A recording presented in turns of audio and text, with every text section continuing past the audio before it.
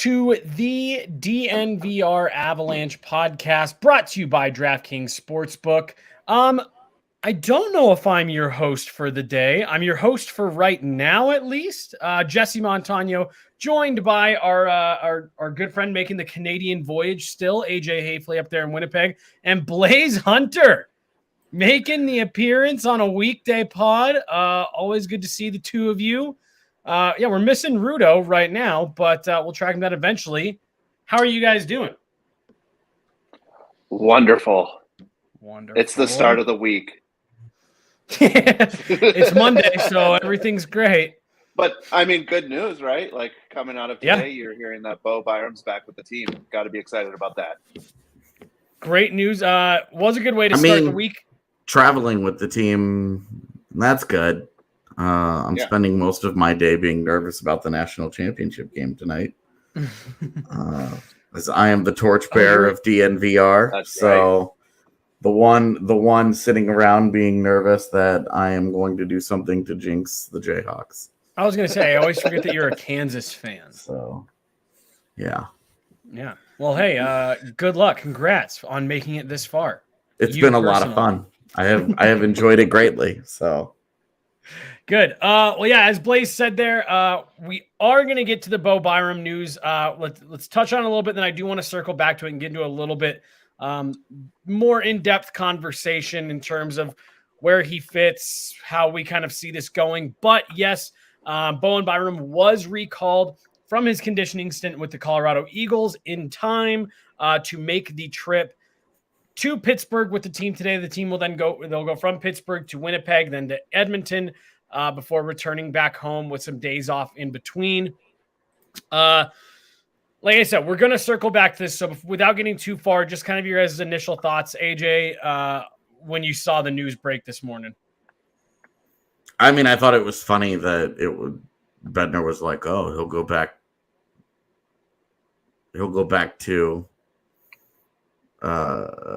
with the Eagles and play on Friday for his third game for the last of his conditioning stint, and then we'll decide. And then the next day it was like the team called him up. And you're like, okay. Classic, like this, it's a classic Avalanche. So that's what I mostly thought about it. But him traveling with the team, like, look, all of this is moving in the right direction. But until Homeboy is in the lineup, it's not, to me, it's just not news yet. So We'll see. Blais, any differing thoughts?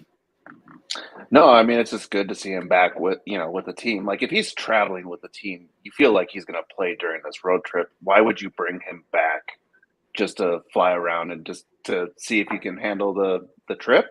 Yeah. I mean, you feel like they did that already at some point. Yeah. Like they did the whole travel and see how he did, and then he traveled and played, and so I think this is all setting up for him to play. But until we get that news, we'll see. Yeah. So we're gonna, for sure. So we're gonna circle back to this and get in a little bit more of the minutia of what you guys were just talking about. What's the point of him going on this trip? When should we expect to see him? Where in the lineup should we expect to see him? And kind of expectations for once he gets in. Only other real news for the day coming out of the Avs is they're traveling today, so it's like a full hard off day for them in terms of any media. They will be doing to the surprise of nobody, they will be doing the extra day in Pittsburgh. They will not be coming to Winnipeg early and then practicing here. They will be staying in Pittsburgh and spending the extra day there. Man, do you want me to send over the Simpsons thing that I do every time you go to Winnipeg? I just post that up. That's why they're not going. If you want to, but yeah, I was like, I asked, so I knew, like, do I have to go and figure out how to get into this damn arena on Thursday, or am I good? And they were like, nah. Man, what does that say about Winnipeg that the team's like, you know what? We'll chill in Pittsburgh. We'll hang out here. There's like, ask anybody from Winnipeg, man. Like, there's nothing to do here downtown. Like, there's plenty of like stuff to do during the summer and all that, but none of it is downtown. Downtown is like the arena literally connected to like a hotel, casino, restaurant, and then it's just like businesses. No, it's just Like there's you just, sold me on casino though. yeah. I'm in. There's not a lot. There's just not a lot to do downtown, and you're not going to go like venture out into Winnipeg. So, knowing what you know about Winnipeg, if you were an NHLer with a 10-team no trade list, would Winnipeg be on your list? Yeah. There you go. Says it all. Yeah. This would be a great off-season show. What are our no trade lists? But it would be honestly most of Canada. And it's not. I love spending my time in Canada. Like I love when I'm up here. It's not a Canadian thing. Is it based on team structure or just the location? Some of it, it's a lot of factors. But it would be like Winnipeg would be a no, Montreal would be a no, Toronto would be a no, and Vancouver would be a no. Wow, that's 4 of them right off the bat, and you'd have to. I would be debating really, really hard on Edmonton and Calgary because I just don't find Alberta all that appealing. I thought it was really interesting. Edmonton. I'm adding Edmonton. Edmonton is definitely maybe Calgary. Oh man, there's stuff to do in Edmonton.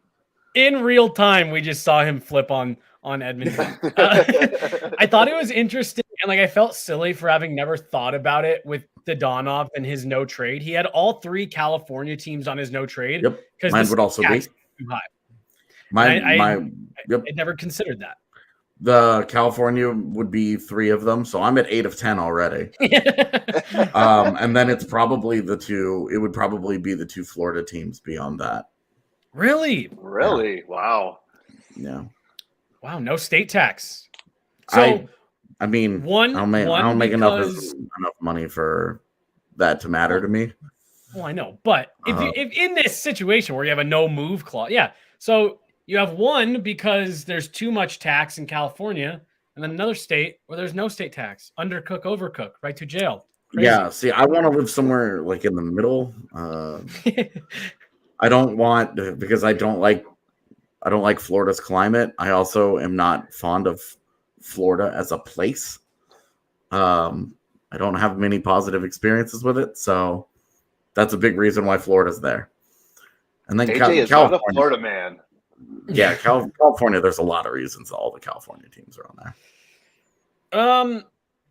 Keith Yandle almost had a really bad experience in Florida, but he sidestepped it, went to Philly to try to avoid that bad experience, and then ended up getting it anyways after he broke his Ironman streak.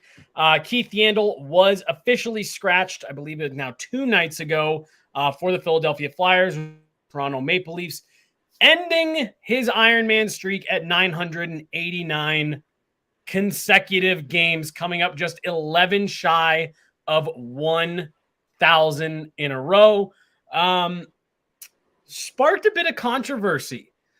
This is obviously what I was referring to there. Last season, there was a report came out that Florida was considering scratching him, which would have ended his Ironman streak before he hit the record. The players essentially revolted, got him to be kept in the lineup. He scored a goal that night, and then he played every game since then, broke the all-time NHL Ironman record, Ironman streak record, only to have it broken by a healthy scratch, 11 shy of 1,000 when the Philadelphia Flyers are mathematically eliminated from the playoffs with just a dozen or so games left to go. Blais, based on your body language, I think you and I agree, which means that you and I disagree with AJ. I was so anxious to see who it was that I agreed with. Blais, why don't you start us off? What are your thoughts on them scratching him to make him come up 11 shy of 1,000 consecutive NHL games played? Yeah, I'm not going to make the case that Yandle's playing good enough to, warrant some special treatment, but you have to understand where he's at and what those milestones mean to players. Yep. To understand it. Now, if the Flyers were a playoff contender, that were maybe right on the bubble, I could see that case of look, you're not doing it for us. We got to win. We have to find a better solution. I mean, he's been red rotten. But, you know, if you're not going to make the playoffs, having him in the lineup and then bringing in other players, new players from the AHL maybe, he's a great coach for them. He's had a great career. And, you know, this is what happens as players get older. They just lose that edge and they kind of just fade back. But I think you could give the guy 11 games this year on a franchise that's basically just in the dumpster right now. Yeah, a franchise that needs as many wins as they can get, and as many good, I guess not necessarily PR, but like you just need some good feels. Stopping this that shy of the next kind of big milestone. I'm with you, and I think the point of him being a good kind of coach for young players is something not a lot of people are talking about. AJ, you're on the other side of this. 11 games shy of 1,000, but doesn't matter. If you're not good enough, not good enough. It's not even so much that bottom line for me. It's the biggest thing is that Florida was going to do this. This is now the second time in 2 years that a team wanted to scratch him and almost didn't out of respect for the Ironman streak. And look, I'm sorry, but would any of us, what would any of us give up to have played in the NHL? A lot, right? Like if we had had that opportunity, if we'd had that talent, if we'd had that path open to us, it is a privilege. It is a privilege to be in the NHL. And there's a certain attitude. And Keith Yandle, by all accounts, is a pro's pro.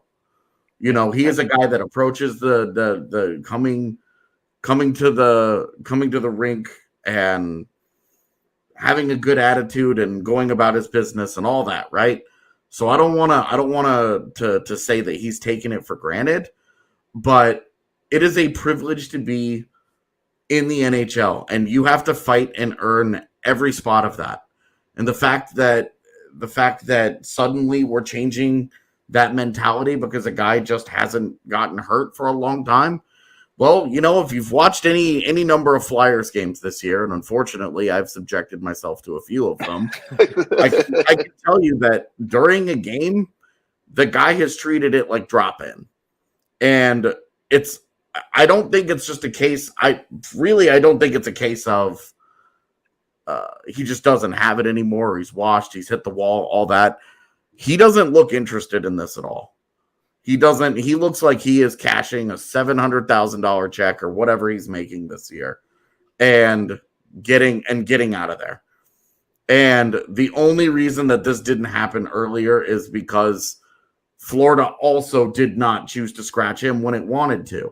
Had Florida had the stones to just do it and cut bait, we never would have been in this conversation. And all this stuff about like, oh, Mike Yeo is desperate and trying to keep his job and this and that. Like, Mike Yeo's had several kicks at the NHL head coaching can. I think teams probably have an idea that he's not the answer. And as like an interim guy, I would be pretty surprised if he came back for the Flyers. And I would be surprised if he got, you know, if he got another head coaching job somewhere. As an assistant, he might be aces. He could be Joe Sacco. Just has fallen into multiple head coaching opportunities, right? I don't think it's anything like that. I think that the Flyers, you know, we can all talk about the merits of the people running that organization, but I think that that's an organization that views itself differently than we view it. That's an organization that wants to turn things around immediately next year, and they want to be right back in the playoff hunt. And part of doing that is not allowing the acceptance of losing to seep into your culture. And I think part of what this is about is them saying nobody is safe. We ended this guy's Ironman streak because he wasn't cutting it. He wasn't giving us a base level of play. He was not meeting expectations. We're going to look around at different options for guys that we think can help us moving forward, because we have next year to think about. And instead of using these last however many games, 15 games of the season, and just being like, they don't matter, we don't care, they're going to try and make them some sort of useful. How many times do we see bad teams have a strong 10 games at the end of the season and try and use it as a launch pad into a positive season next year. We're watching Buffalo do it right now. We're watching Montreal do it right now. And so I think that they're saying this is an opportunity for us to try and get things started for next year a little bit. And this guy's not going to be a part of it. This guy's not. We have all the veteran respect in the world for what he's contributed to the game and to the league and in his career. I disagree with that now. I don't think they do anymore. I think that they just said, look, this is the end of the road. We're not getting anything out of you that we find useful. And again, it's a privilege to be in the NHL. It's a privilege to be in the lineup, and your head coach makes a certain decision, especially a lame duck head coach that I don't think is coming back. I just don't think that it's. He was already done a solid that he got to break the record in the first place when Florida wanted to scratch him and chose not to. How many more solids is this guy going to get just so that this one record could stay intact when he's out there not actively playing the kind of defense? I mean, if it's been Matador all year. I'm not kidding when I say it looks like the guy's playing drop-in. He's not doing any of the little things that you want out of a defenseman, man. And he's never been an overly physical, gritty guy. But when you're already that play style and even you lose what was there, I just think at some point you look at it and you're just like, the guy doesn't belong in the NHL anymore. Well, was he really that bad last year, though? I mean, he was. I was going to say. I think he was okay in Florida, but they wanted to scratch him at the start of the year last year, and they chose not to. And he ended up playing okay for them, and things worked out, right? And everybody was like, cool. But they wanted to scratch him, and this whole conversation happened last season. Right. And so for me, because the way all this happened last season shows, to Blais's point, what these milestones mean to the players, and not even the players that are hitting them themselves, but just to see guys do that. He ended up having an okay year last year. And to your point, watching Flyers games, he's treating it like drop-in, but has the rest of that team not been treating this whole season like drop-in? The energy level hasn't been there. They were just kind of there's obviously a lot wrong with the Flyers this year. That's way too talented of a team to have gone as sideways as it has. But they sleptwalked through all the way up to the deadline. Everyone kind of looked like they were just waiting for Giroux to get traded. And for me, you are right. It's a privilege, and you've got to work. And yet his play is dropped off, and maybe he's a little disengaged. But to me, he has earned those 11 games. To this point, he has put in the work. He has been available. He's been there. All of those guys in that locker room. I mean, James Van Riemsdyk came out after the game and was essentially yeah, I don't like it. I don't like that was what they did. I get they have decisions to make, but we, the players, don't like it. I actually think it's kind of counterproductive to what you were saying. We're trying to set us up to feel good going into next year. You just kind of pissed off a lot of the veterans in your room. And for me, it's just one of those things where he earned it. If you don't want to bring him back, don't bring him back, but let the dude get to the 1,000 games. Those 11 games aren't going to do anything for you. With him being in the lineup isn't going to make a difference either way for your springboard to next year. Since you have a lame duck coach, you're going to have changes to the team. You're going to have changes to the bench. There's going to be so much that's different about this team. Why upset some of those leaders in your room, some of those veterans in your room, when you could have just showed a little bit more goodwill to someone who's had a very good NHL career and has had a down year with the rest of a bad Flyers team? We got 67 games of goodwill this year. Yeah. Right. So my point is, what's 11 more? Curtis McDermott plays on the Colorado Avalanche. Right. Why can't you do and that's a team that's competing for something. Keith Yandle is playing worse right now than Curtis McDermott, probably with the drop-in style that he's playing. But they're on a team that's going nowhere. I feel I understand giving the opportunities, but I was talking about before, I think the coaching there of valuable, right? Maybe it's not the on ice stuff, but what you were saying, AJ, the way that he handles himself outside of the rink as well. how he preps for the games, all that stuff. Like those are stuff that he can then pass on for a team that's going nowhere right now. So he's not give him dead, those spots, guys. put him on the third line and let him play 8 minutes a game. Avs are good with that. What'd you say, AJ? I said he's not dead. Oh, Like you're like, oh well, he can show all these young guys how to prep for games and how to, homie, he can still do all that. Well, no, but he's just not actively hurting the team on ice anymore. And like, I get that the team is going nowhere.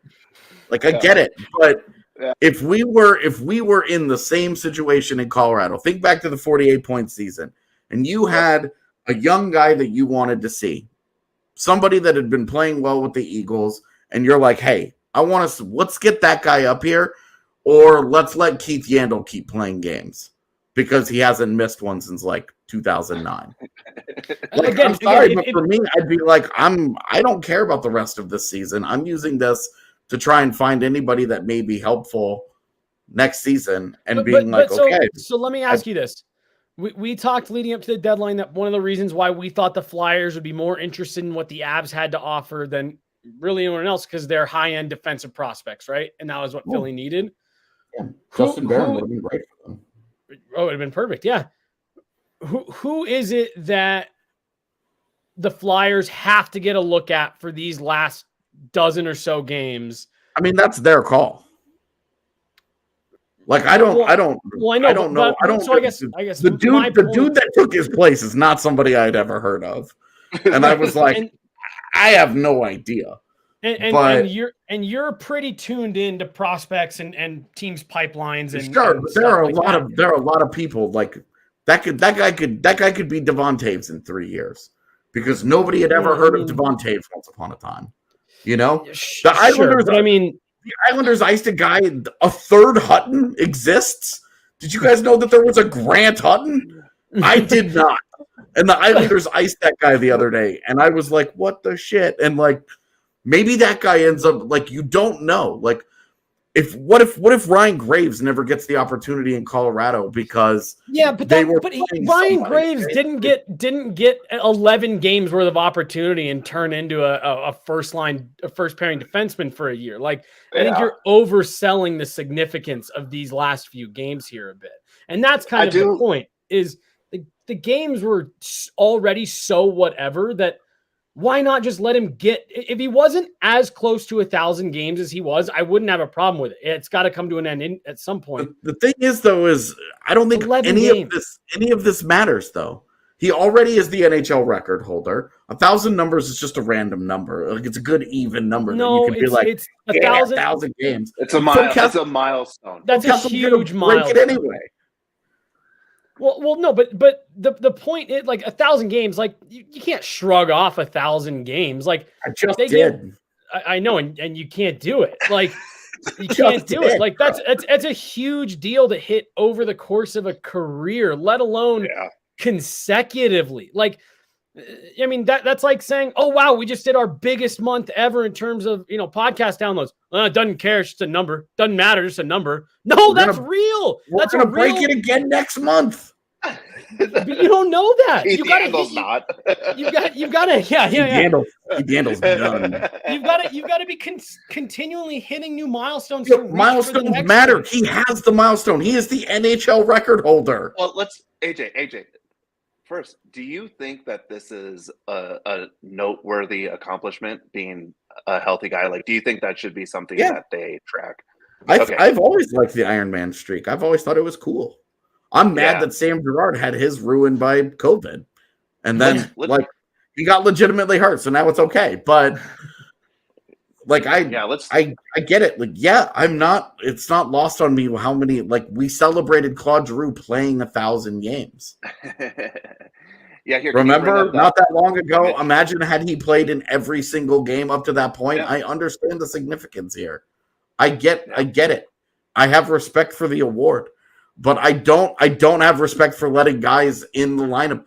Does it not go against like hockey's like ultimate ethos to let a guy in your lineup for an individual award like that, an individual accomplishment when he has in no way contributed success to the team? We're talking about how the team is horrible and all that. No, has his play not been a part of that? He's horrible. It could be a symptom of it as well. But the other thing that you have to look at too is like, Jesus. We'll get to this in 1 second though. He kind of has that, like, it's an Ironman record for the city of Philadelphia that just lost its huge superstar. To just have that, something that you can celebrate, I guess, to bring in people into seats for him accomplishing a milestone. And I mean, are legitimately nice even number. Are Flyers fans showing up to watch Keith Yandle play his 1000th game in a row? Keith Yandle to be there for that historic night. Yeah, again, unless something happens. 1,000 consecutive games. It doesn't go against like the base of, hockey culture. I can see where you're going with that. I get it, but it doesn't though, because that should tell you how much players in the league respect the fact that he's even been able to get this close. I hear what you're saying about the healthy scratch thing in Florida, and the way those players reacted should tell you what this does mean to like hockey culture and players within the league and on the team. And if he was 50 games shy of 1,000, then it's like, yep, who cares? Sucks to suck, whatever. You're 11 games shy. You've got nothing to play for. The team's been terrible. Like, let's not act like it's Keith Yandle dragging this team down. Like, the team's been horrible. Carter Hart hasn't really been any good this year. Mike Yeo is going to get fired. There was just no reason to not at least let him get to 1,000 for him.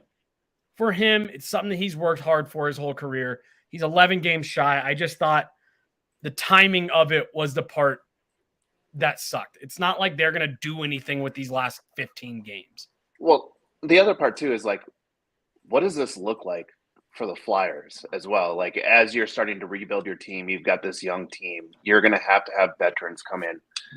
Are veterans going to want to sign with Philly if they look like they might be a contender when they know that they just, yeah, it's another great having a rough patch, they're going to scratch you in a meaningless time. Handle? You think a free agent may not want to sign with the Flyers because a coach that's not there anymore got benched? Yeah. I mean, when you start thinking about like all those guys know each other and talk and like they see how clubs treat each other, like they know what they're going into. That's why there's places that are hard to get into. Even like, a player just might say something bad and then they don't want to go there and they have another option. Yeah, I agree.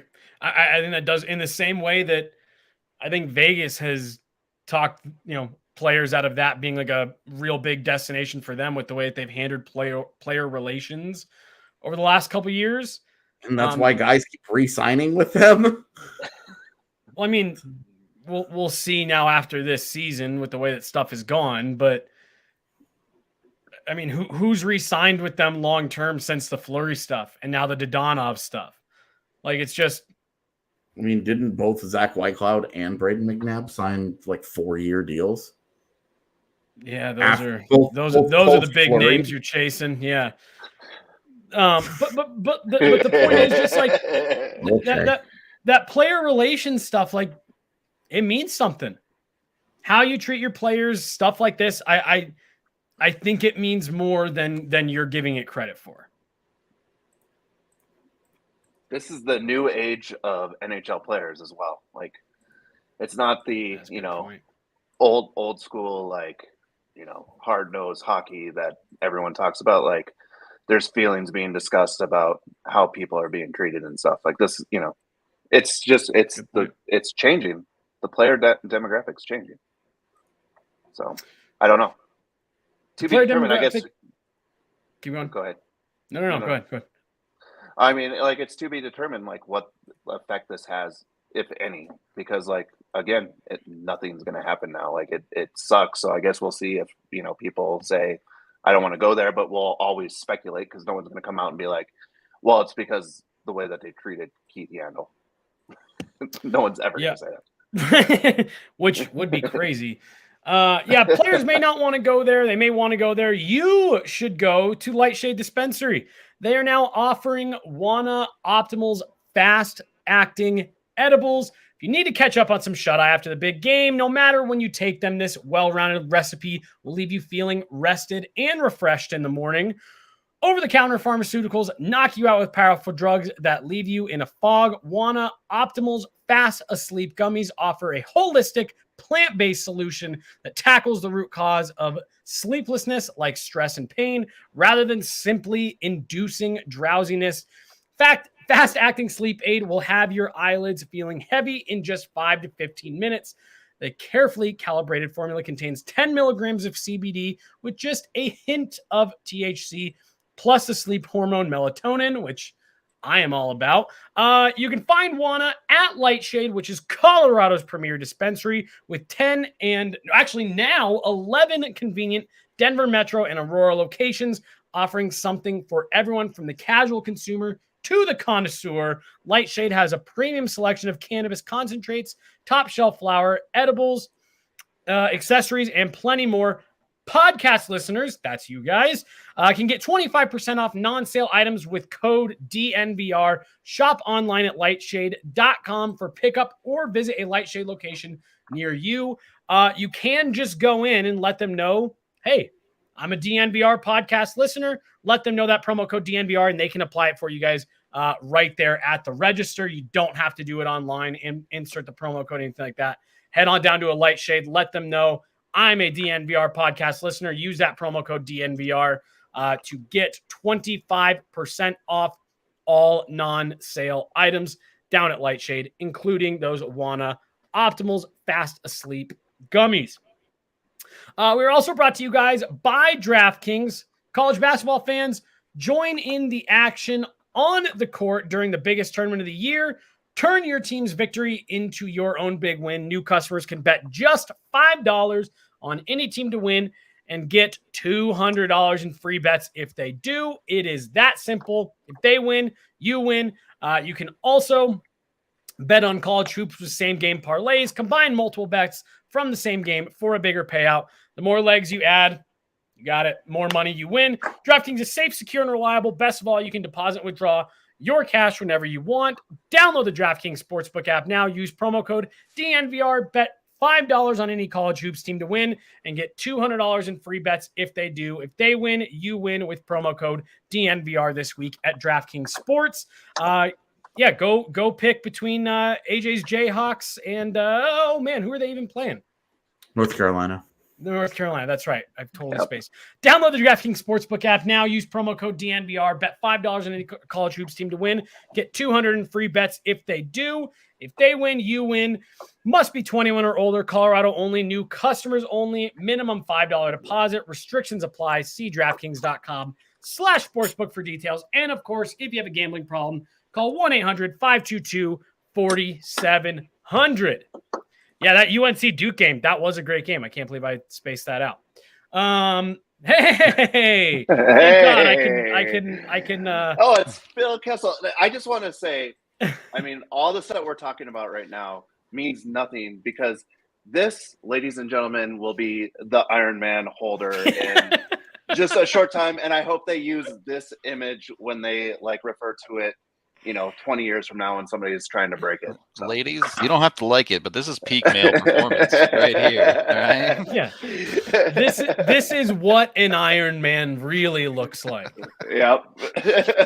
That is my favorite part of that is that with as much shit as people give Phil Kessel, he's going to end up being the Iron Man of Iron Men in the end, NHL history.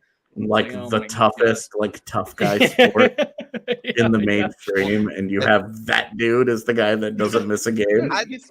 He's a brick shit house though. Obviously now a little bit let himself go just a little bit, but he's still an NHL player. But back in the day, he's always been a guy that plays on one side of the red line. Does it really count as 1,000 games if he only played half of his shifts? I mean, The one to keep the streak alive just a couple weeks ago, he played one shift and then left and then literally just dipped. So for the birth of his child, that's I might miss the birth of my child, but I'm not going to miss this hockey game. That's some Cal Ripken stuff right there. Yeah, Yeah, take one pitch at third base and then go puke in the back or something. Right. So you bet your ass that playing on 50% of the ice counts. Well, actually, Rudo, you joining us is perfect timing because I was just about to get back to the Bowen Byram stuff, start digging into it a little bit more. So let me ask you, before we get in too deep, just kind of your initial thoughts seeing the news this morning. Yeah, my assumption is the only reason they'd call him up is to play. So I think it's super positive. But at the end of the day, for me, it's one of those things where I'll get excited when he's standing on the ice in a hockey game. That's what AJ said. You guys are just like synced up. I like it. We've got rows of people. Yeah. Yeah, the screen is very. We got to find where Rudo stands on this topic. No, don't do that. In that case, Keith Yandle sucks. No. Yeah. So let's dive into the Bowen Byram stuff because I think this is the news that Avs Twitter cares about today, right? So Byram goes down, plays 2 games on his conditioning stint. Who watched the games? Did anybody watch the games? I watched the first one. Bits and pieces, yeah. I tried to catch as much as I could, but AHL games are really hard to track down. Up and down is kind of the way that it was described from just about anyone that watched, including Jared Bednar. He said like he had some moments. He got engaged physically. There was a big scrum in the 8-1 blowout. And we asked him, Martin Ferk went after him a little bit. Yeah. So actually, let me pause there. I was really curious to watch all of that, and he didn't seem to shy away from anything. Positive sign, yeah? That he's not afraid of the contact? I mean, I don't think he'd be out there if he wasn't going to be who Bo Byram is. If he wasn't comfortable being himself and playing in his own skin and doing his thing, he wouldn't be out there. And that's who he is. I agree. But I also... Dude's 20 years old.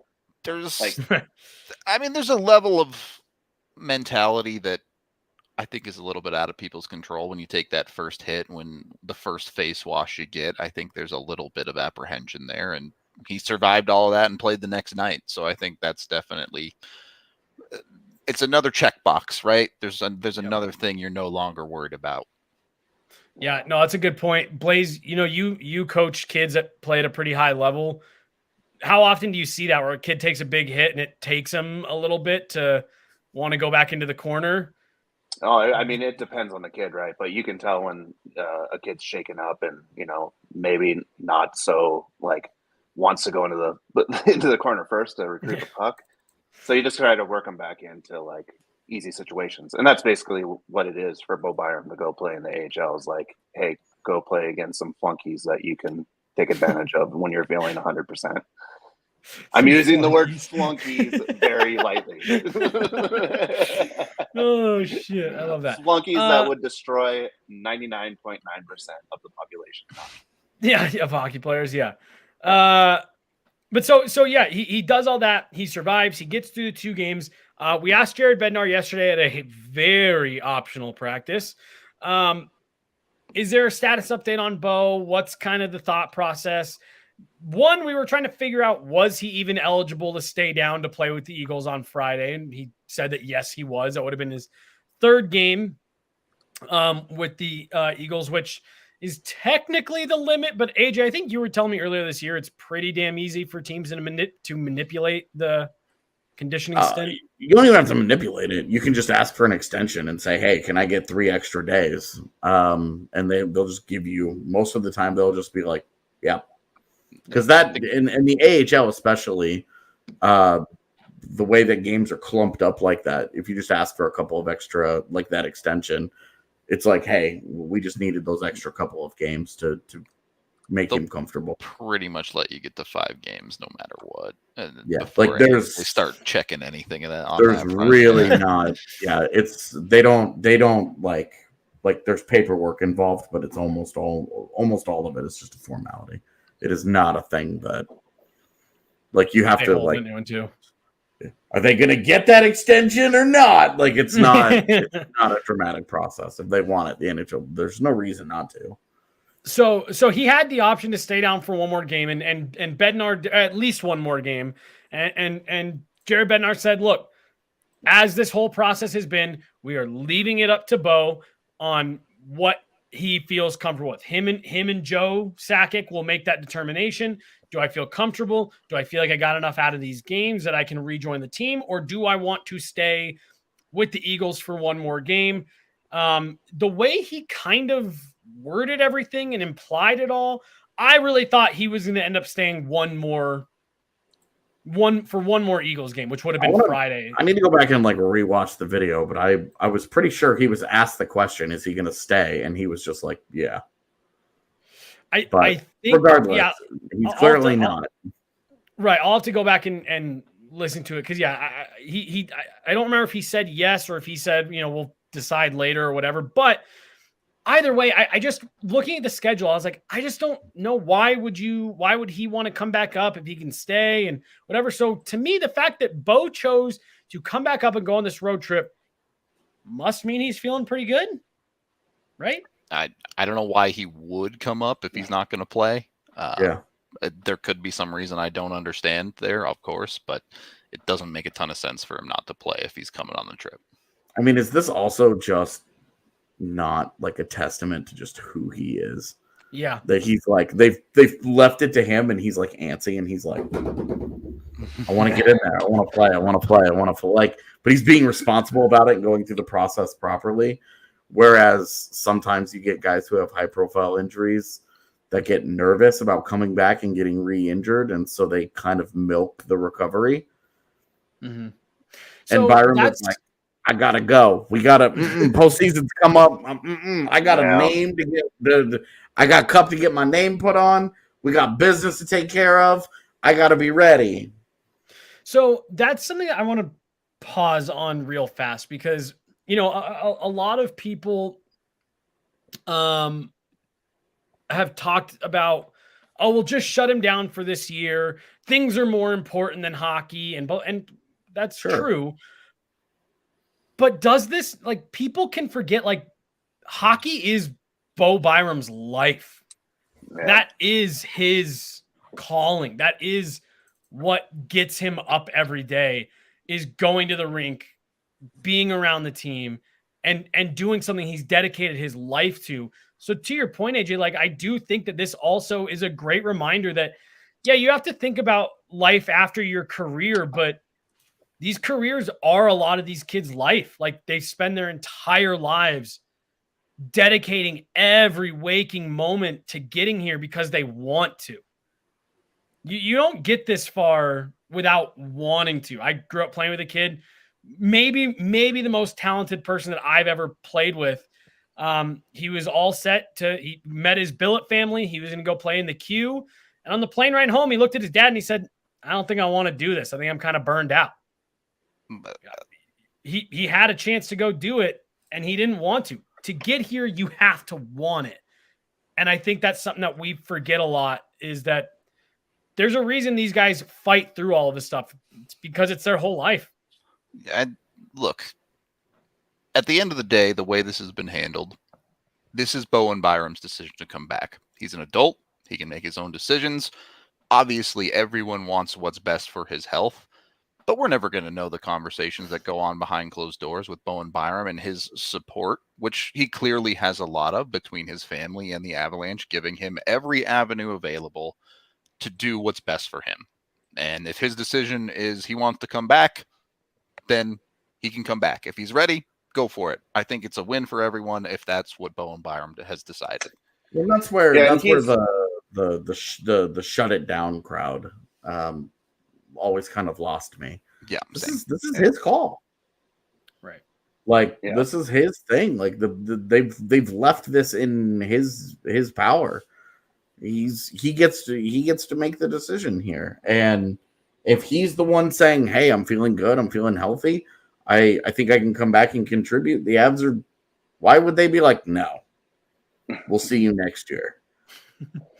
If he feels like he's healthy and he feels like he's good to go, and he's, especially after what he went through this year, now he knows what like a false start is in a return from the concussion. Mm-hmm. So he would have better experience. He would be the person to ask and say, hey, are you really ready for this? And if he's saying yes, I don't feel like there's anybody in the world that should be trying to get in his ear and say otherwise. No. The other thing too is what you're going to see is it's not like he's not going to not play hockey, right? Like he's going to go back and he's going to play with guys that probably aren't up to the standards of an NHL player where injuries happen. But guys at 20 years old, they're always trying to get better. And, you can tell them not to go do that stuff, but they're going to go back. They're going to play with their buddies that they grew up with. Like they still have friends that they know. There's still injury risk there. And if he, like you said, if he feels good to go, it's time to go. He's 20. They bounce back. Right. So. And no one's going to understand yourself better than you, right? Yep. You're always going to know what you're thinking. You're always going to know what you're feeling. And it's like, it's his health. Right. Yeah. Right. Like in the same way that Eichel. Right. Like it's his health. Yeah. Right. Like they what I like about this situation, and I don't want to get too much into the piece that's already written that I'm just waiting to hit publish on, but what I like about it is the Avs just said, Bo, this is up to you. They haven't rushed him. They haven't leaned on him. They haven't gone and they went out and got help at the deadline with the idea of if he doesn't come back, we're okay. We like the group that we have. We would obviously love to have him back, but we're not pushing him. They're not pressuring him. He gets to decide this. And if he decides that he's good to go, there isn't anybody in the world that should be able to tell him no. Yep. This is not like you break up with a girl because she cheats on you, and then she says she's super sorry. She wants to get back with you, and you're just like, but I love her, and you guys just don't This is not that where like a mature voice can step in and be like, no, you don't. This relationship, you need to be done. Great analogy. Like, and even after done. This is not that. This is something where the only person in the world who can truly tell us if he feels he's ready or not is him. Yep. Blais, and after game one, if he says I'm not ready, they're going to respect that decision as well. And like I told you crowd will probably say that they're right, but like he's the one directing the narrative of where his career is going to go and what he's going to do this year. So, I don't think anyone's pushing him. I know he's young, but he's a professional as well. He's starting to understand this process. Yeah, and where things have changed so much in the sport is there is a respect, there is an understanding, and the Avs are just like, look, if you ask us for resources, we'll give them to you. Yep. You can, whatever you want to do. You want to start skating, you have this big list of things, and you look at the process, and it's pretty obvious this has been methodically done and planned out that, okay, he starts hanging around the team. Okay, he starts skating. Okay, he gets into a practice with a non-contact. All right, now he's traveling with the team. Now he's practicing with contact. All right, now he's doing everything. He's back in the NHL life. The only thing he's not doing is playing games. All right, well, now we got to get him into game action. So let's send him down to the AHL and get him into some game action. All right, that's done. The last box to be checked is back into an NHL game. That's it. That's all we have left to see from Bowen Byram in this process. And am I biased in that I absolutely am like dying to see this hockey team healthy and at its full capacity and how good it could be and the special run that it could go on? Absolutely. Am I sitting here advocating for him to make a potentially disastrous decision with that in mind? No. All I want, it's up to him. And that's it's the discourse around this has been so weird to me that it's like he could be one hit from never playing again. And it's like that's true of every single everyone one of these guys. Yeah. So I want to start getting into the hockey side because I think the Avs and its fan base and us, I'll pat us on the back a bit here. I think everyone has done a good job of understanding this isn't all about the on ice stuff right now. You've got to take care of this other stuff, but to act like the on ice part of it isn't part of the conversation is just not based in reality. So I want to get into that. right after I remind you guys about our wonderful friends over at Breckenridge Brewery. They are the official beer of DNVR, with regular seltzers now being sold at the bar. Breckenridge Brewery. Hey, actually, you know what, Rudo? Do you want to do this one? Because you always crush the Breck Brew Reed, and I was just going to crush do your the Breck Reed. Brew Avalanches for sure. That is, I mean, that is true. Have those for every game. So go get yourself one. You can get 8 different kinds down at the bar on tap. But, you know, if you're staying home, if you're hanging out, I know we were staying home for the last couple games. You can get them at your local liquor store too in all of the lower 48 states. They are in liquor stores with dozens of flavors. So highly recommend you check out Breck Brew. They genuinely make great beer. They have a flavor that if you like beer at all, even if you're AJ and you don't like beer, they have flavors of beer that you like. They have hard seltzers. I tell you what, man, I'm going to be wishing I had some Breck Brews tonight. Tonight goes well. Yeah, I was gonna say you need to bust out the beer bong and go ham for KU tonight. If it goes right. It's what you do after a natty, right? That's how that works. Yeah. I don't know. It's only ever happened one other time in my life, and I didn't know what to do with my hands. Were you old enough to drink when it happened? Yeah. Okay, so we know what you did with your hands. Yeah. Anyway, if you're doing that, make sure it's a Breck Brew. Obviously, Do we? they've been longtime partners. Just put some furious masturbation on blast on the podcast. Wouldn't be the first time, all right? God, man. So I want to point out, Rudo says that he crushes a lot of Avalanche, Breck Brew Avalanche, like as he said that as part of the tagline, but that is also 100% true. This dude just crushes Avalanche. They're good. I don't know what else to tell you on during They are games. good. Yeah, I'm not typically something like with like that many hops, but I actually even like the Avalanche better than I normally do that genre of beer. Yep. Super good. Thanks. I'll take first assist on that, but thank you for putting that one home. So yeah, let's round this pod out by talking about Bowen Byram, the hockey player on the ice. We're not going to talk about Jay Beagle beating up Troy Terry at all this week. No, I wrote. Do you have about any opinions on that? You know, TREVOR ZEGRAS said everything that needed to be said. All right. Yeah. Wait, do we have which part are you asking for an opinion on, the fight or the comments? Because I think we would all agree the comments were stupid from Tyson Nash, and then the fight I think is interesting because that has kind of divided a lot of people. I don't know, that was something to me where you could tell that Beagle was just pissed and frustrated. Yeah. It didn't look to me like Troy Terry wanted to fight. Yeah, I mean, I kind of viewed it similarly to when Zach Ronaldo knocked out Sam Girard. Yeah. Because Which Tyson Nash also used all the same. Sam Girard skated into his vicinity, and like Ronaldo was looking to do some damage, and so he looked over his shoulder and saw Sam Girard near him and was like, "Got him." Guess I'm gonna sucker this guy. And that was a little different because Sam Girard's not even looking at Zach Ronaldo when he did it, but I think it was the same basic like mentality of this guy's stepping to me, and so he opened up the door, and I'm about to slam it closed with my fists. And Beagle, like Troy Terry's just defending his guy, right? And we see 5 of those scrums every game. They're just not that big of a deal. Everybody like hugs each other, yeah, for sure. And it's just not that big of a deal. And it just looked like Jay Beagle was pissed off, and he was like, "I'm gonna wail on this dude."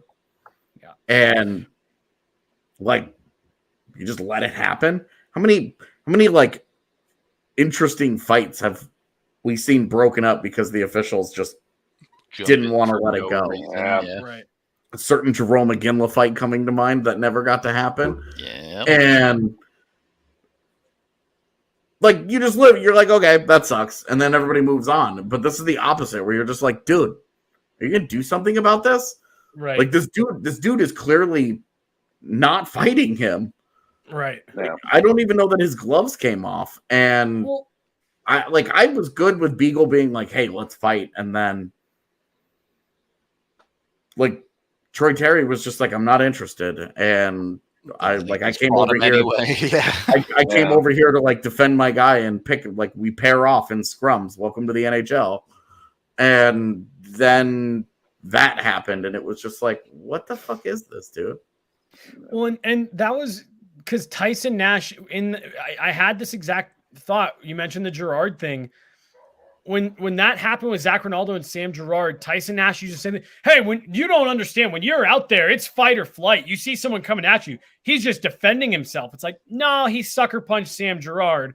And then he said the same thing about Jay Beagle. He's just defending himself. It's like, if you're Jay Beagle and you can't determine what is, where to draw that line between, like what you said, AJ, pushing and shoving, face wash, get in your licks. Like, but that stuff happens. Here. Right. That stuff happens all game.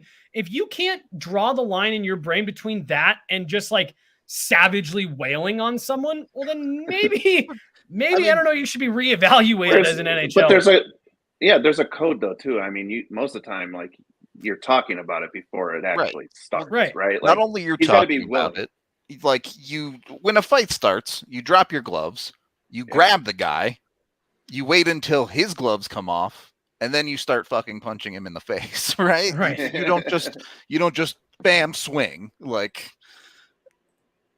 Yeah, square up. Yeah. If he's willing, he's willing. If he's not, then it's whatever. Then you get to chirp that guy that he doesn't want to go with you for the rest of the game, even though he's way more skilled than you are. Yeah. Yeah. What did you guys think of ZEGRAS's comments on it, though? Because honestly, I didn't really have that much of a problem with it. Didn't bother me at all. He's going to bat for his guy, and he's pissed off. Yeah, it's awesome. No, I mean, the same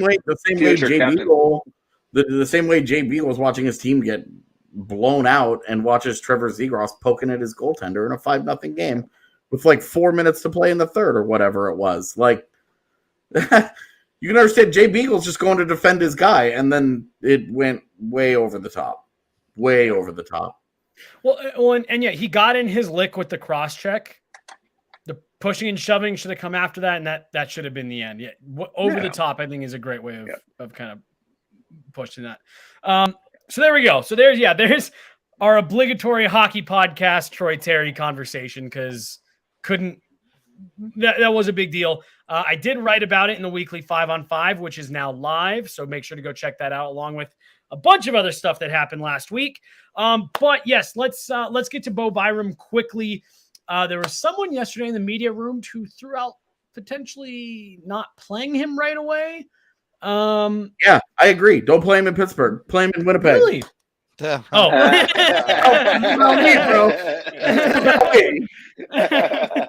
I was like, interesting opinion.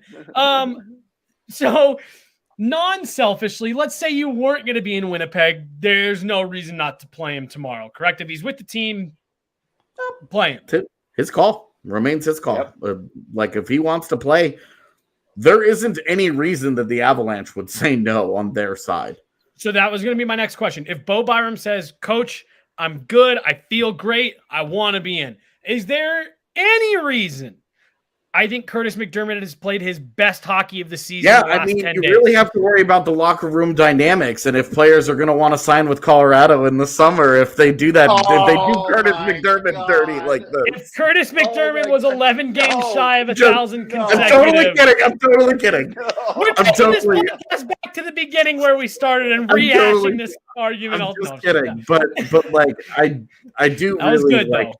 I think that I do think that it is going to be hard, because I think Curtis McDermott has like done what you've asked, and like, his limitations as a player are his limitations. They are what they are, but he's filled in ably, and he has not been like this absolute demonstrative negative presence in their lineup. He's like, he was bad the other day, but he's had enough days where you're like, it was fine. But this is also like his role.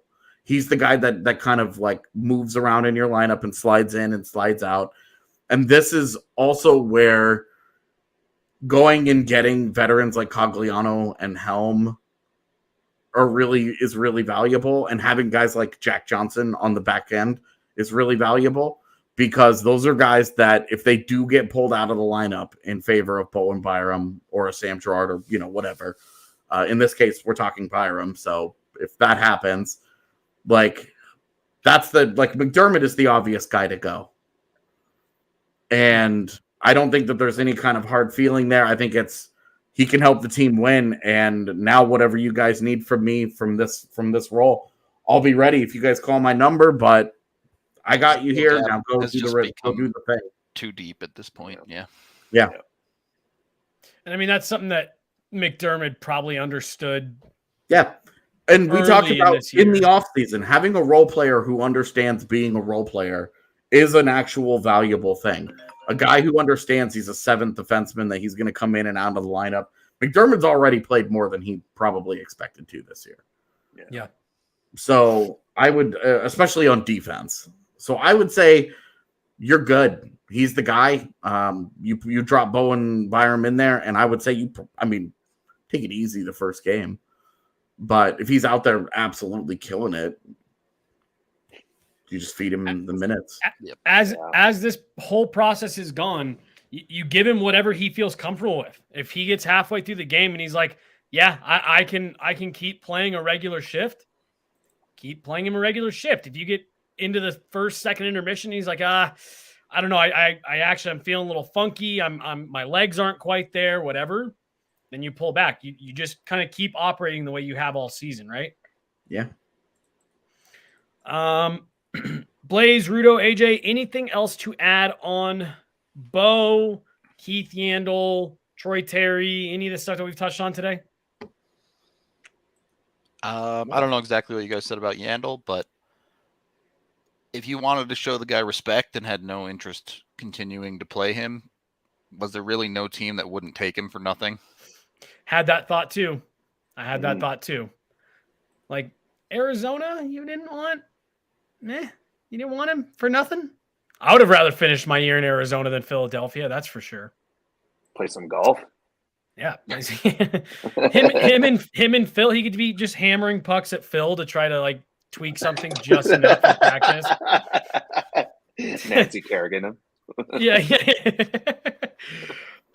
Cool. Well, I think that probably does it for today. Who would be the Jeff Galooly in that situation? Who's the guy that you hire to carry out the hit on Nancy Kerrigan? In this case, Phil or Yandle. Maybe Claude their Giroux. owner. I mean, it's Jay Beagle, right? Just to complete his week of villainy. Damn, I tied the whole thing together. That's it. We're done. We're out of here. Jesse, Rudo, AJ, and Blais. This is the DNVR Avalanche podcast presented by DraftKings Sportsbook. Game tomorrow in Pittsburgh. Catch the pre and post game shows. We will talk to you guys then.